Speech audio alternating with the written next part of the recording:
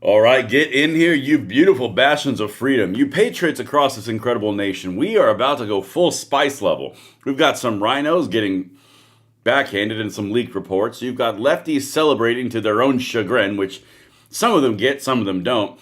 And then we have the DOJ that just came out of nowhere, pulled a fast one on us, and basically told the SCOTUS to get rid of carry laws because they're unconstitutional. We're all over the place, people, but we're going to navigate this as best we can. We are going to be your tour guide on this freedom experience for the next 20 to 30 minutes. So as you guys get in here, make sure you hit that like button, subscribe to the channel, turn the notification bell on, because I don't know any other way to say it. We got a country to save, and we're going to do it every single day. All right, listen. Thank you guys starting to show up. Give me a 5x5 audio video good, and once we have it, we will start rolling, because this is going to be your fun one. I'm going to be honest with you. We got a little bit of everything.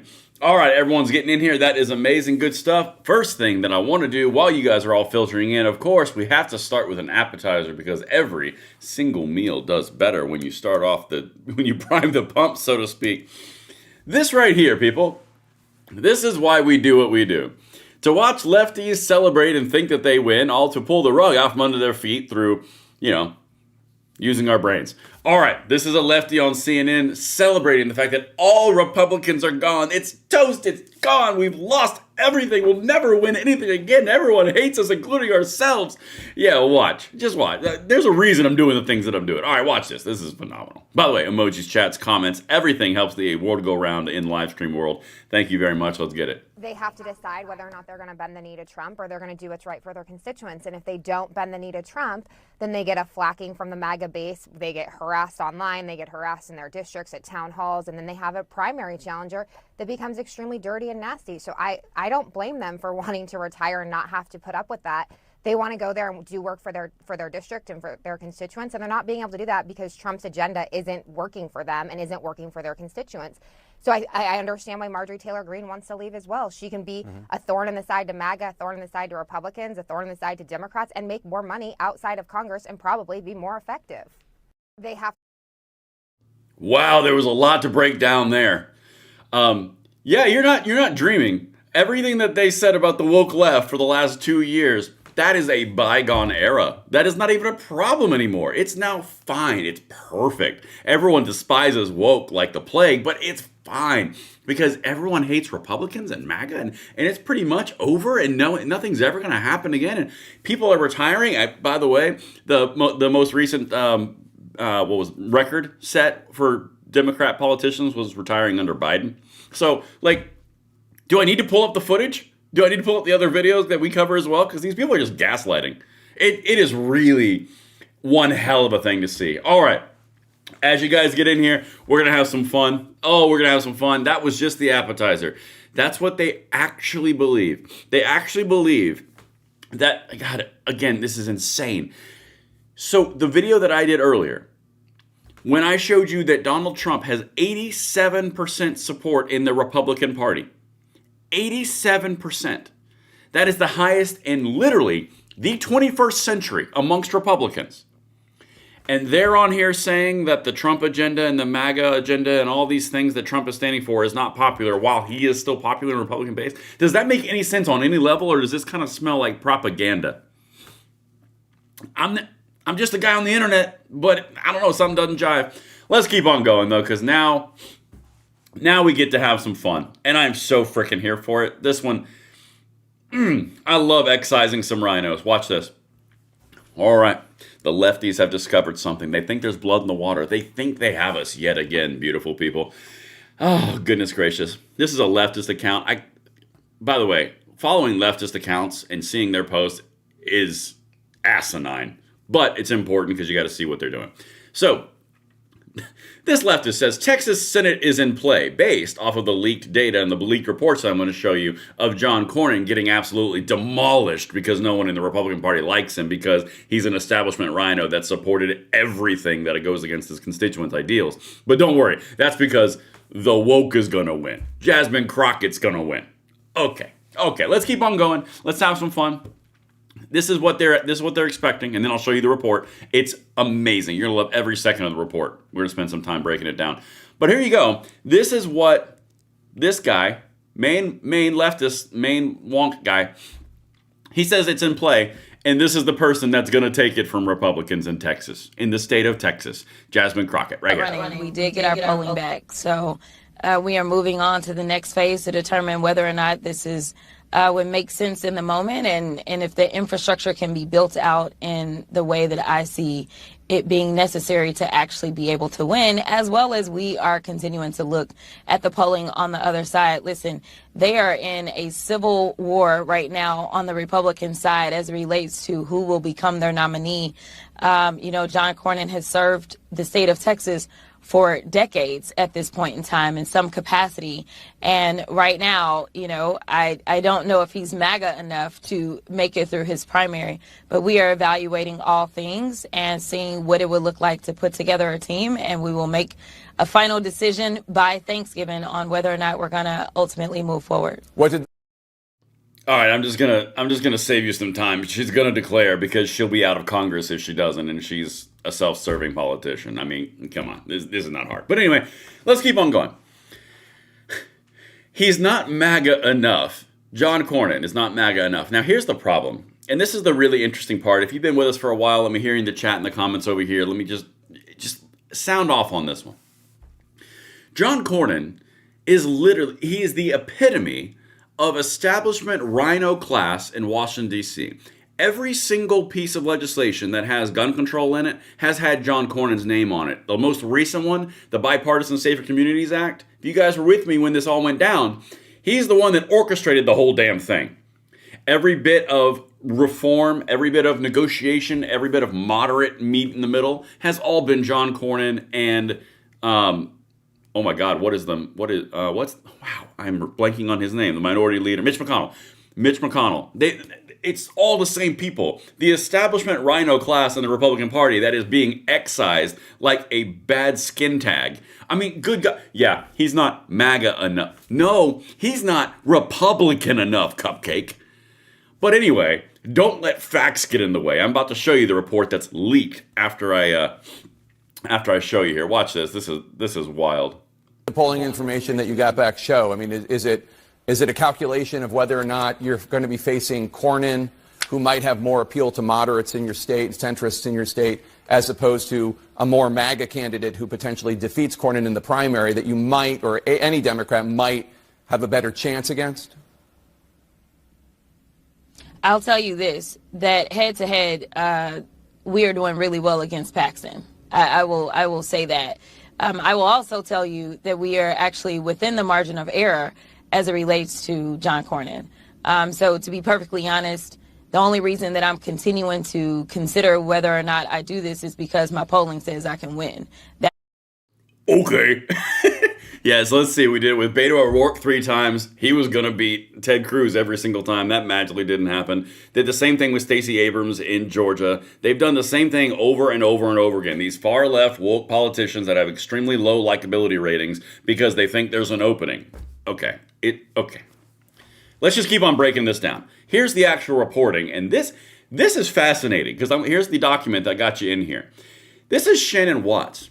If you're familiar with who Shannon Watts is, she's the woman who founded Moms Demand Action. She is a lefty. She's a gun-controlling lefty. She now works for Everytown for gun safety. She's like lefty gun control as you can get. It'll adjust here in a second as soon as I can get this thing to switch. I'll show you.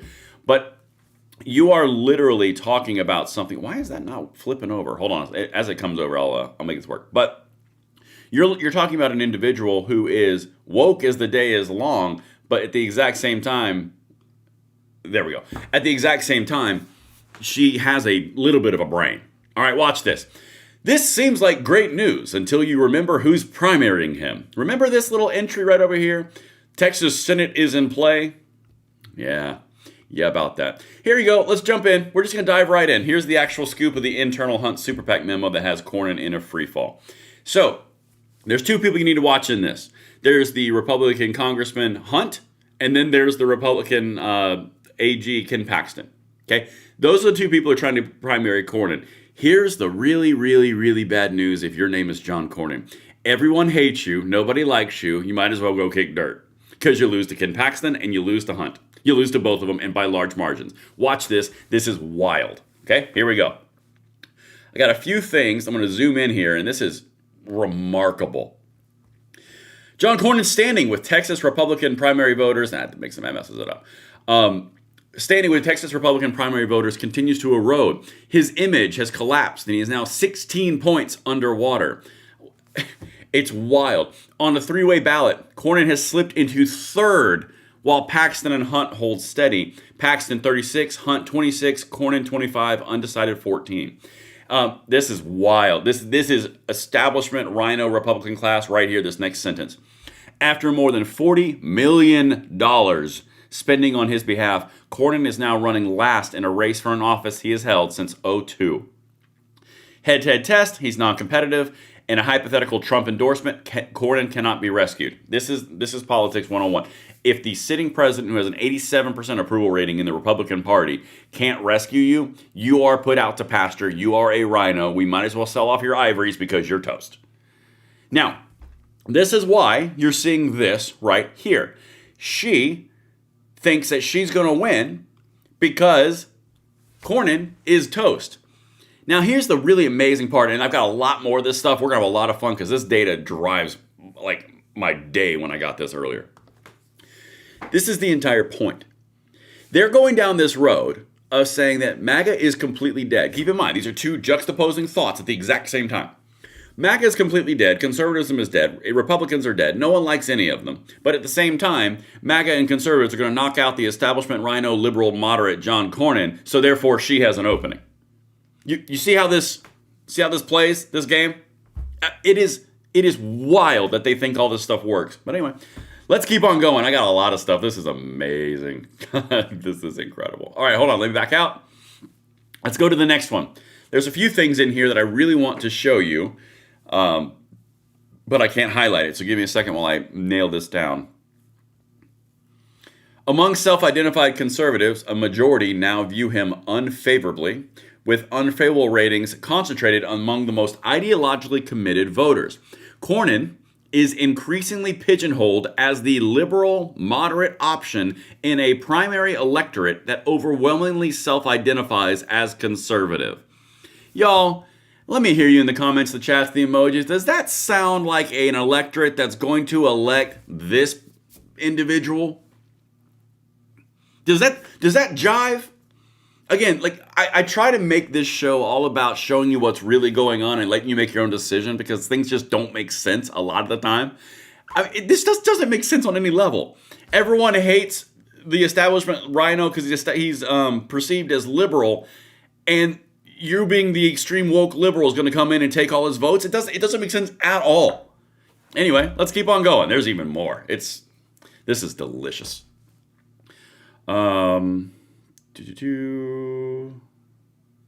No, that's what I wanted to see right down here. Right at the bottom. Sorry, this is hard when I can't actually pull this document up. Here we go. Ideologically, Paxton occupies the most conservative lane, but Hunt is steadily consolidating the conservative vote as more voters learn who he is. By contrast, Cornyn is ideologically mismatched with the electorate, a structural problem that cannot be solved with messaging tweaks. Because he is perceived as the establishment, geriatric, RINO, fold-Republican that he is. He literally only goes there to capitulate and meet in the middle on everything that's important. He's from freaking Texas. No one likes him. Gun people don't like him. Conservatives don't like him. Moderates tolerate him. I mean, literally, it is wild. But for them to think that they're going to take him, you know what? Run Jasmine Crockett. I fully welcome it.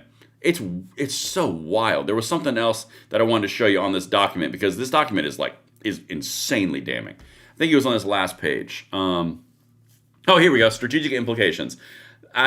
This is the best part. And everything's linked in the description, by the way, if you guys want to read this or share this or do anything of that nature. All right. Strategic implications. Cornyn cannot be saved with more spending. Okay, that's not good if you're a politician. You consumed $40 million. What's happening across the board? Okay, $40 million. You're doing great work. A Trump endorsement is not a rescue plan. In the most optimistic scenario, President Trump endorsing Cornyn, early and unequivocally, Cornyn still trails Paxton and remains deeply vulnerable to Hunt. However, that same endorsement would decisively elect Hunt and neutralize Paxton. all but guaranteeing Republican victory in Texas next November. So Jasmine Crockett's not going to... So it's not... Okay, let's keep on going. This one is interesting. Now, I'm full transparency. This was released by the Hunt campaign. So this is biased on this part, all right? The rest of it is all about Cornyn, so I don't care about that being biased. But this part is important. I got to tell you there's bias implied.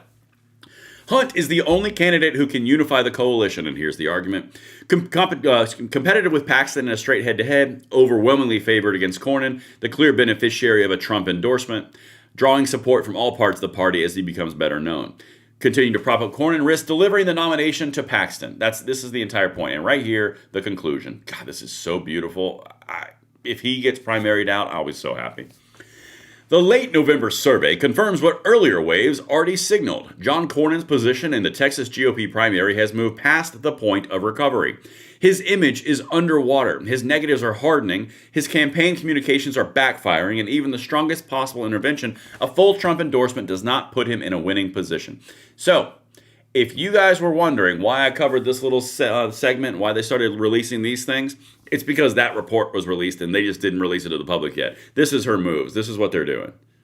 They think that Jasmine Crockett is going to take the Senate because Ken Paxton or Representative Hunt, are going to take out Cornyn. And they think that's an opener.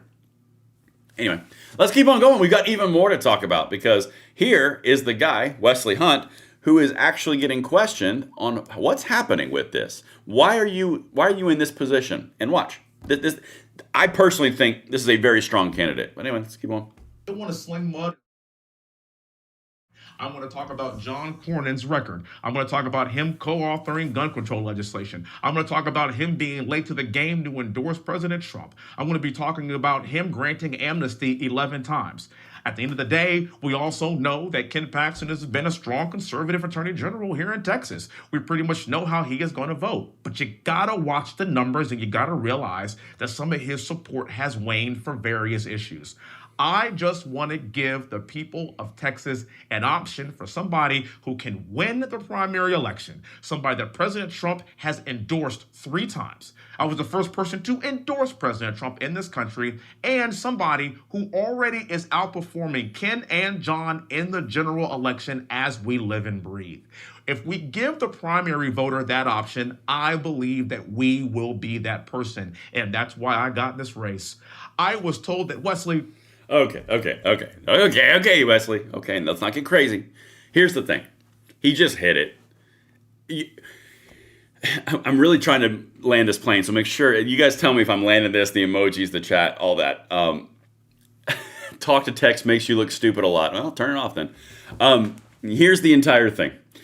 If you've got these people saying that the Senate is in play, it makes you wonder why. You've got Jasmine Crockett coming out and saying that she's got big polling that says she's going to win against Ken Paxton, which is interesting because the incumbent is clearly being written off. That's John Cornyn. You've got all of the leaks that are happening right here from this report against from Hunt against Cornyn. And then Shannon Watts, the far lefty, is going, this is actually a problem because we'll lose a liberal moderate in the Senate. This is the point. Wesley Hunt comes in and explains exactly why the Republicans don't like John Cornyn. Signs on to gun control bills, signs on to amnesty. He's been part of the Republican establishment. He's been part of the good old boy network in D.C. I mean, that's why everyone despises him. But don't worry. They think, again, in only lefty logic world, they think that means that they're going to vote for Jasmine Crockett. Okay. All right, let's keep on going. We got even more to talk about. And again, this is another one from Wesley Hunt. This one we don't really talk about. But I want to switch gears a little bit to this part. 3-Wire Braden, says Nathan Meyer. Thank you very much for you guys being involved in the chat, the comments, the emojis. Everything that makes this show great is down to you guys, and thank you very much. All right, this part's going to get spicy. I'm just going to tell you all right now. I'm expecting fully in the comments to have both sides of this argument, and we're going to parse it out as it comes forward because we work through solutions here at the live stream. All right, here we go. Blondie. A lot of people don't like her. No, I'm just being real. But anyway, this is what just happened, and this is why this is important. Breaking. The Trump DOJ has just filed with the Supreme Court to strike down state laws banning the public carrying of firearms. Now, this is a pending Supreme Court case, and the DOJ, the Attorney General, on behalf of the government, just came in and said, we don't want to defend this. Supreme Court, you should knock this down. That would be a decisive pro 2A offering to the Supreme Court. Hold on. California, New York, Hawaii, Maryland, New Jersey, and other states have laws which would be impacted by this. A win in this case will restore Second Amendment rights for millions of Americans, AG Bondi said. She is objectively right there. Now, here's my caveat, because this is where it's going to get spicy, and I know it, and I'm fully prepared for it. If I did videos and I did content like I did a couple days ago where I said Bondi's costing very serious swing state implications with her anti-2A move that she just came forward, and that's why the 2A space was upset. If I did a negative piece on an action, but then I ignored a positive piece on an action, that would make me disingenuous. That would make me have a overall desire and outcome just for a certain narrative, not for the overall goal. The overall goal is to establish the freedom and cut down on the infringements upon the freedom. If I don't cover the positive, then I'm biased in one direction. And if I only cover the negative, I'm biased in another direction. I'm not here to deliver a bias to you. I'm here to help you guys know what's going on and apply meaning to it from my perspective. And again, when the DOJ and the Attorney General do something that is not in line with what they've campaign promised on, we'll call it out, we'll talk about it, we'll explain why it's a problem. But when you do things that are on the pro side that will have an impact, maybe not all the way, but a good move in the right direction, I want to talk to you about that as well. Because that is objectively how we keep our credibility, in my opinion. You guys can let me know what you think over here in the comments. But like I said, I know that some people are going to be upset about this and some people are going to be happy about this, but we're going to talk about it either way. So here you go. The implications of this are pretty big, and this is why the implications are pretty big. Right here, this is well said. The United States has submitted an amicus brief in support of the Woolford petitioners. That's the case in question right there, Woolford versus Attorney General of Hawaii. The brief represents the first time ever, the United States Department of Justice has filed an amicus brief in support of the Second Amendment and gun rights litigants in a case granted review by the Supreme Court. Let me translate that out for you. The DOJ and the Attorney General have never, ever, frickin' ever, in precedent, ever, done what they just did. They just sided on the side of a gun rights lawsuit that is going against a gun control that is being implemented by a gun control state around carrying your firearm, which is a Second Amendment right, the right to keep and bear arms, that whole bearing thing. Now, we've been on struggling bus with this for a long time.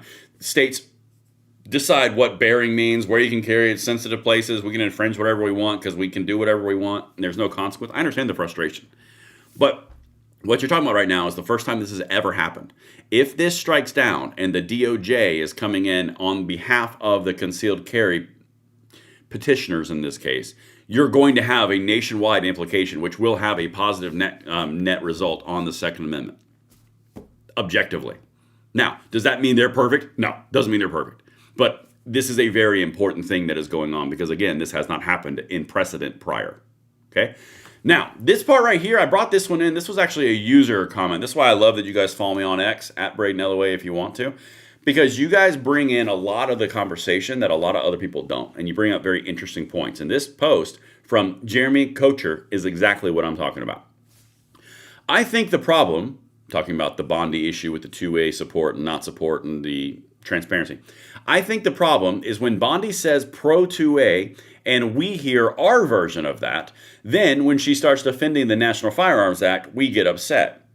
To her, pro 2A means being able to concealed carry if you are properly vetted and law-abiding. To us, it means all gun laws are unconstitutional. And now why, I'm going to leave that up on the screen for a second. That is so well surmised because genuinely, if you have two different versions of what most pro 2A is and what's anti-2A or anti-gun or pro-gun, you're going to have issues when one person says, look what I did, it's amazing, and the other person says, that's bare minimum or crap. Or vice versa. That's a very important thing. It comes down to expectation setting, realistic goal setting, stretch goal setting, and what the actual viable outcomes are. Because this is what that post is saying.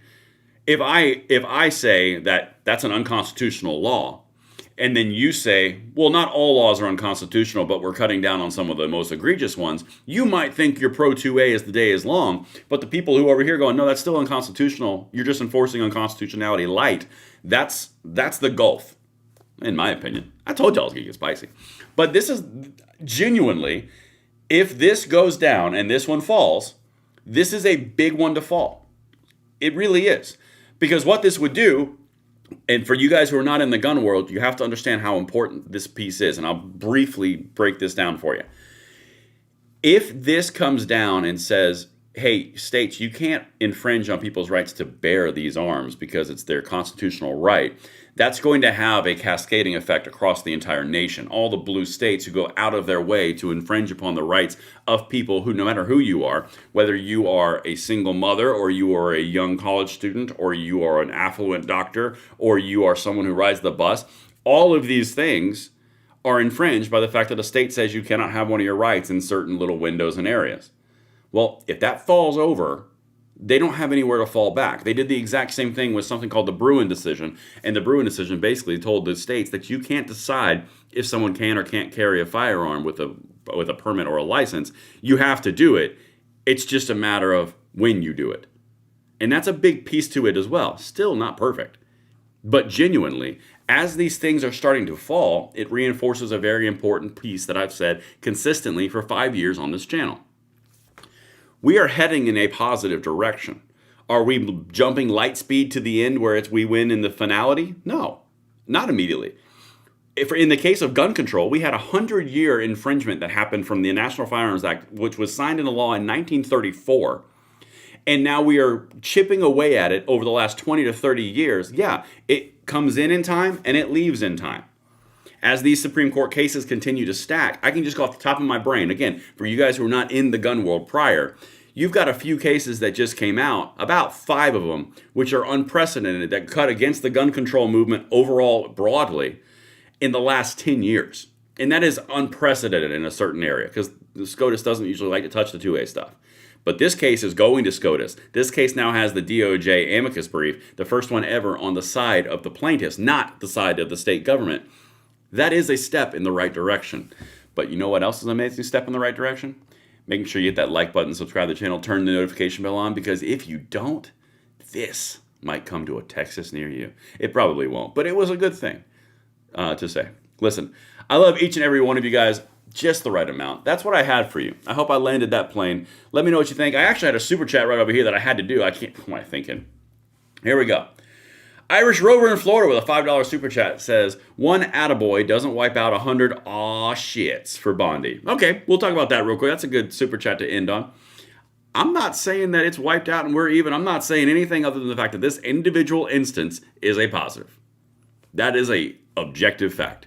Am I saying that it's the most pro 2A organization ever? No. Am I saying it's the worst 2A organization ever? No. I'm just saying objectively, in this case of the DOJ putting forward an amicus brief on behalf of the gun rights side of a lawsuit that is going to the SCOTUS, that is a positive. In its individual essence, that's a positive thing. But that was an amazing one to wrap right there. Listen, guys, I love each and every one of you just the right amount. That makes you feel comfortable. I hope I landed this plane. Let me know what you guys think in the comments field. Send this one out, and I will see you on the next one.